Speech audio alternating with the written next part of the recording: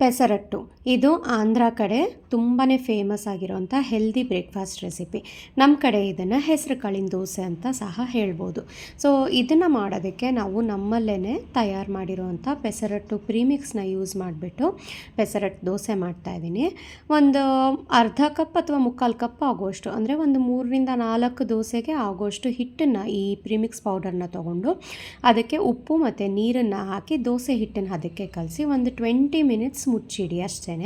ನೋಡಿ ಹೇಗೆ ಮಾಡೋದು ಎಲ್ಲವನ್ನು ಸಹ ಈ ಪ್ಯಾಕೆಟ್ನಲ್ಲೇ ನಾನು ಇನ್ಸ್ಟ್ರಕ್ಷನ್ಸ್ನ ಹಾಕಿರ್ತೀವಿ. ಸೊ ಹಾಗಾಗಿ ಒಂದು 20 ಮಿನಿಟ್ಸ್ ಆದ ನಂತರ ನೀವು ಈ ಪೆಸರಟ್ಟು ದೋಸೆನ ಮಾಡ್ಕೋಬೋದು. ಇದರಲ್ಲಿ ಯಾವುದೇ ರೀತಿ ಪ್ರಿಸರ್ವೇಟಿವ್ ಇಲ್ಲ, ಕಲರ್ ಇಲ್ಲ, ಹಾಗೆಯೇ ಸೋಡಾನು ಸಹ ಯೂಸ್ ಆಗಿರೋದಿಲ್ಲ. ನಾವು ನಮ್ಮ ಮನೆಯಲ್ಲಿ ನಮ್ಮ ಮನೆಯವರು ಆರೋಗ್ಯ ಕಾಪಾಡ್ಕೊಳ್ಳೋದಕ್ಕೆ ಯಾವ ರೀತಿ ಹೆಲ್ದಿಯಾಗಿ ನಾವು ಅಡುಗೆ ಮಾಡ್ಕೊತೀವೋ ಅದೇ ರೀತಿ ಅದೇ ಇಂಗ್ರೀಡಿಯೆಂಟ್ಸ್ನ ಯೂಸ್ ಮಾಡಿ ತಯಾರು ಮಾಡಿರೋವಂಥ ಇದು ಪ್ರೀಮಿಕ್ಸ್ ಪೌಡರ್ ಇದು.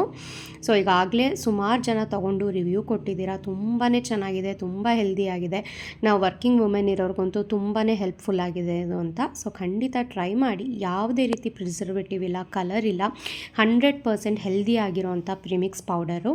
ಈಗಾಗಲೇ ರಾಗಿ ದೋಸೆ ನೋಡಿದ್ದೀರಾ, ಮಿಲೆಟ್ ದೋಸೆ ನೋಡಿದ್ದೀರಾ, ಹೊಸದಾಗಿ ಪೆಸರಟ್ಟು ಟ್ರೈ ಮಾಡಿ.